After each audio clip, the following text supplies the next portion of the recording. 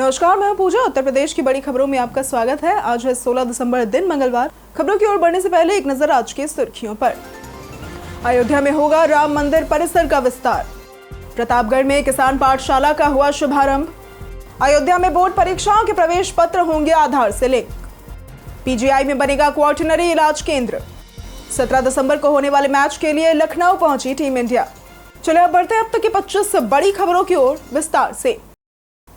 UP home guard भर्ती 2025 का अंतिम मौका। यूपी होमगार्ड भर्ती 2025 के लिए 41,424 पदों पर आवेदन 17 दिसंबर तक खुला हुआ है। योग्यता 10वीं पास और 18 से 30 वर्ष इसकी आयु सीमा है। चयन लिखित परीक्षा पीएसटी, पेट, डॉक्यूमेंट वेरिफिकेशन और मेडिकल टेस्ट के आधार पर होगा। आवेदन के लिए ओटीआर रजिस्ट्रेशन जरूरी है। फीस जनरल, ओबीसी व ईडब्ल्यूएस के लिए 400 रुपए, SC/ST के लिए 300 रुपए निर्धारित है। आवेदन apply.uppprpb.in पर ऑनलाइन कर सकते हैं। अयोध्या में होगा राम मंदिर परिसर का विस्तार।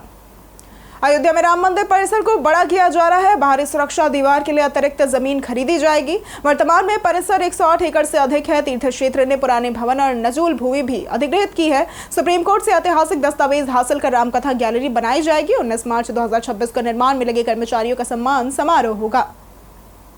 कानपुर लखनऊ एक्सप्रेसवे बनेगा नवाचार विकास का इंजन। कानपुर लखनऊ एक्सप्रेसवे के चालू होने से यह क्षेत्र स्टार्टअप और नवाचार का बड़ा केंद्र बनेगा। बेहतर कनेक्टिविटी से यात्रा समय घटेगा, जिससे बिजनेस, लॉजिस्टिक्स और सप्लाई चेन आसान होंगी। IIT कानपुर व लखनऊ संस्थानों के सहयोग से डीप टेक स्टार्टअप्स को बढ़ावा मिलेगा और औद्योगिक क्लस्टर, IT पार्क, को वर्किंग स्पेस और वित्तीय प्रोत्साहन निवेश व रोजगार बढ़ाएंगे।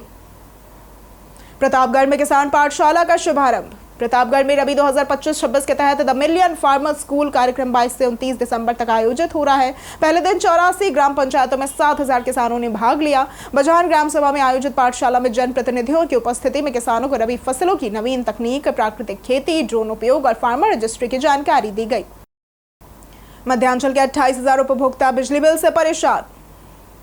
यूपी में मध्यांचल विद्युत निगम के 28,000 से अधिक उपभोक्ताओं के बिजली बिल तकनीकी कारणों से ऑटोमेटिक होल्ड हो गए हैं। अचानक अधिक राशि आने पर सिस्टम ने बिल रोक दिए हैं, जिससे न ऑनलाइन भुगतान हो पा रहा है और न OTS से रजिस्ट्रेशन हो पा रहा है। लखनऊ समेत सभी जोन प्रभावित है। अधिकारी जल्द सुधार कर मैसेज भेजने की बात कह रहे हैं। पश्चिमी यूपी में प्रदूषण पर CM योगी हुए सख्त। पश्चिमी यूपी के NCR से सटे जिलों में बढ़ते प्रदूषण पर CM योगी ने सख्ती करते हुए 7 विभागों और विकास प्राधिकरणों से वार्षिक कार्य योजना व रिपोर्ट मांगी है। वहीं पूर्वी यूपी में भी हालत गंभीर है। प्रयागराज में AQI 450 तक पहुंच गया है। निर्माण कार्य, धूल और मौसम के कारण प्रदूषण बढ़ा है, जिससे पानी का छिड़काव और सावधानी बरतने की सलाह दी गई है। अयोध्या में बोर्ड परीक्षाओं के प्रवेश पत्र होंगे आधार से लिंक। अयोध्या जिले में हाई स्कूल और इंटर बोर्ड परीक्षाओं को नकल विहीन बनाने के लिए प्रवेश पत्र आधार से लिंक्ड होंगे। 77,578 छात्रों का आधार सत्यापन अनिवार्य रहेगा और परीक्षा केंद्रों पर डिजिटल पहचान की व्यवस्था होगी। हाई स्कूल में 39,846 व इंटरमीडिएट में 37,732 छात्र शामिल होंगे। शिक्षा विभाग का मानना है कि इससे पारदर्शिता और विश्वसनीयता बढ़ेगी। पीजीआई में बनेगा क्वार्टनरी इलाज केंद्र। लखनऊ पीजीआई में गंभीर व दुर्लभ रोगों के इलाज के लिए क्वार्टनरी हेल्थ केयर सेंटर बनेगा, जहां proton therapy, cellular therapy, ECMO व सटीक ऑन्कोलॉजी जैसी सुविधाएं होंगी। AI का उपयोग बढ़ेगा और medical college spoke hub model से जुड़ेंगे। CCM में बेड 40 से 100 होंगे। चिकित्सा शिक्षा में नवाचार व टेलीमेडिसिन पर जोर दिया गया। आगरा में पकड़े गए साइबर ठगी के बड़े गिरोह। यूपी पुलिस ने मथुरा और आगरा में ऑपरेशन प्रहार के तहत साइबर अपराधियों पर बड़ी कार्रवाई की। अंतर्राष्ट्रीय गैंग से जुड़े 32 अपराधी, जिनमें 24 ताजगंज के हैं, उन्हें गिरफ्तार किया गया और 2 युवतियां समेत 12 की तलाश जारी है। दुबई में रहने वाली सरगना के नेतृत्व में गैंग डिजिटल ठगी, क्रिप्टो और UPI लिंक के जरिए 300 करोड़ से भी अधिक ठगी करता था। करीब 50 और युवाओं पर पुलिस की नजर बनी हुई है। प्रयागराज में 6 लेन पुल निर्माण में रुकावट। प्रयागराज में रिंग रोड के दूसरे चरण का 6 लेन पुल गंगा में 2 धाराओं के कारण अधर में है। कुल 80 पिलर में से 50 की बुनियाद पूरी है। शेष 30 के लिए पीपे का पुल बनाया गया है। सरस्वती हाईटेक सिटी की ओर 100 मीटर और छतनाग की ओर 300 मीटर पुल बन रहा है। प्राधिकरण का दावा है कि 10 दिनों में पीपे पुल तैयार होगा और 2 से 3 महीने में बुनियाद पूरी कर पुल का ऊपरी हिस्सा शुरू होगा। पश्चिमी विक्षोभ कमजोर, फिर गिरेगा तापमान। यूपी में सक्रिय पश्चिमी विक्षोभ सोमवार को कमजोर पड़ा, जिससे पछुआ हवा चलने के आसार हैं और अगले 48 घंटे में तापमान 2 से 3 डिग्री तक गिर सकता है। नमी और प्रदूषण के कारण कड़ाके की सर्दी में देरी है। मौसम विभाग ने सुबह व रात में घने कोहरे का अलर्ट जारी किया है। अलग 4 ड्रोन से रखी जाएगी दुश्मनों पर नजर। आईआईटी कानपुर के स्टार्टअप एंड्योर एयर ने सेना के लिए अलग 4 छोटा सर्विलांस ड्रोन विकसित किया है और ये 4 इंच लंबा ड्रोन रियल टाइम खुफिया जानकारी देता है। इसमें EOIR कैमरे हैं जो हर मौसम में काम करते हैं। ये 60 किलोमीटर प्रति घंटे की गति से उड़कर 2 किलोमीटर क्षेत्र में निगरानी कर सकता है। भाजपा ने जारी की राष्ट्रीय परिषद की सूची। भारतीय जनता पार्टी ने राष्ट्रीय परिषद सदस्यों की सूची जारी की है, जिसमें यूपी से 120 लोगों को निर्वाचित किया गया। लखनऊ के राम मनोहर लोहिया विधि विश्वविद्यालय में आयोजित समारोह में पंकज चौधरी को प्रदेश अध्यक्ष बनाया गया। सूची में पीएम नरेंद्र मोदी, सीएम योगी आदित्यनाथ, राजनाथ सिंह, ब्रजेश पाठक समेत प्रदेश भर के वरिष्ठ नेता शामिल है। कफ सिरप घोटाले में ईडी का बड़ा खुलासा। ईडी ने यूपी, गुजरात और झारखंड में 40 घंटे से भी अधिक की छापेमारी में कफ सिरप घोटाले का बड़ा खुलासा किया है। जांच में 220 संचालकों के नाम पर 700 से ज्यादा फर्जी फॉर्म बनाकर अरबों की काली कमाई सामने आई। कई फर्म सिर्फ कागजों पर थी और खातों में संदिग्ध लेन देन भी मिले हैं। मास्टरमाइंड शुभम जायसवाल समेत कई लोगों पर शिकंजा कसा गया है। अयोध्या में टाटा का कैंसर हब का प्रस्ताव। टाटा समूह की नमो कैंसर फाउंडेशन अयोध्या को कैंसर हब बनाने की तैयारी में है और इसके लिए टाटा प्रतिनिधि मंडल ने स्थल निरीक्षण किया। राजघराने के उत्तराधिकारी यतेंद्र मिश्र ने 6 से 8 एकड़ भूमि निःशुल्क देने का प्रस्ताव रखा। राम मंदिर ट्रस्ट के सहयोग से यह परियोजना रतन टाटा की परिकल्पना को साकार करेगी। जनता दर्शन में सीएम योगी ने किया संवाद।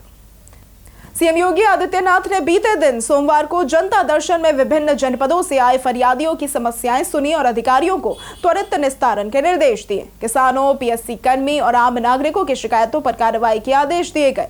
मुख्यमंत्री ने बच्चों से भी संवाद कर उन्हें प्रोत्साहित किया। भारत जल्द बनेगा दुनिया की तीसरी अर्थव्यवस्था। केंद्रीय मंत्री पीयूष गोयल ने कहा कि भारत विश्व की सबसे तेज बढ़ती अर्थव्यवस्था है और जल्द तीसरे स्थान पर पहुंचेगी। उन्होंने योगी सरकार की कानून व्यवस्था व विकास की सराहना की। भाजपा प्रदेश अध्यक्ष बने पंकज चौधरी को अनुभवी कार्यकर्ता बताया। उप मुख्यमंत्री ने 2027 में बड़ी जीत का दावा किया। किसान पाठशाला कार्यक्रम पूरे प्रदेश में लागू।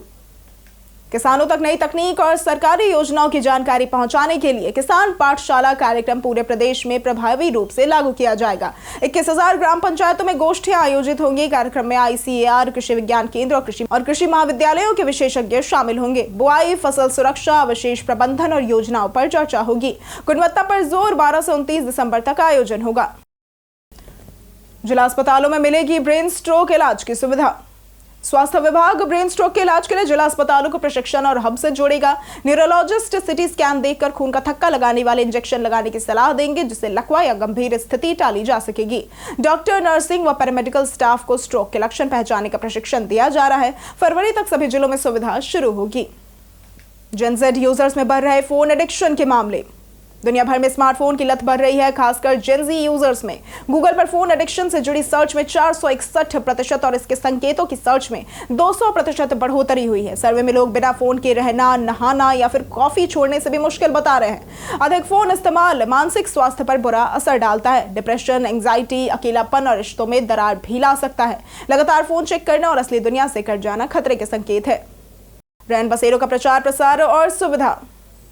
उप जिलाधिकारी ने रैन बसेरों के प्रचार प्रसार पर जोर देते हुए नगर में महत्वपूर्ण स्थानों पर बोर्ड लगाकर लोगों को जानकारी देने के निर्देश दिए और इसके साथ ही एसडीएम ने प्रभारी चिकित्सा अधिकारी नानपारा को रैन बसेरों में ठहरने वाले लोगों के स्वास्थ्य की निगरानी के लिए रात में चिकित्सक की ड्यूटी लगाने और आवश्यक उपचार एवं परामर्श देने का निर्देश दिया। योगी जी ने दी सरदार पटेल को श्रद्धांजलि। लखनऊ में सरदार वल्लभ भाई पटेल की पुण्यतिथि पर बीते दिन श्रद्धांजलि कार्यक्रम आयोजित हुआ। सीएम योगी ने उन्हें स्वतंत्रता संग्राम में नेतृत्व और राष्ट्रीय एकता के लिए योगदान के लिए याद किया। उप मुख्यमंत्री ब्रजेश पाठक ने भाजपा के युवा नेतृत्व बिहार के नितिन नवीन को राष्ट्रीय कार्यकारी अध्यक्ष बनाए जाने पर खुशी जताई और विपक्ष पर देश विरोधी होने का आरोप लगाया। 17 दिसंबर को होने वाले मैच के लिए लखनऊ पहुंची टीम इंडिया। भारतीय और दक्षिण अफ्रीका की T20 टीमें सोमवार शाम तक लखनऊ पहुंची और गोमती नगर के होटल में ठहरी। चौथे T20 मैच की तैयारी में दोनों टीमें मंगलवार यानी कि आज इकाना स्टेडियम में अभ्यास करेंगी। हाई वोल्टेज मुकाबला 17 तारीख को शाम 7 बजे शुरू होगा। भारतीय टीम में अभिषेक शर्मा, शुभमन गिल, सूर्य कुमार यादव, हार्दिक पांड्या जैसे स्टार क्रिकेटर शामिल हैं। टिकट बिक्री अंतिम चरण में है।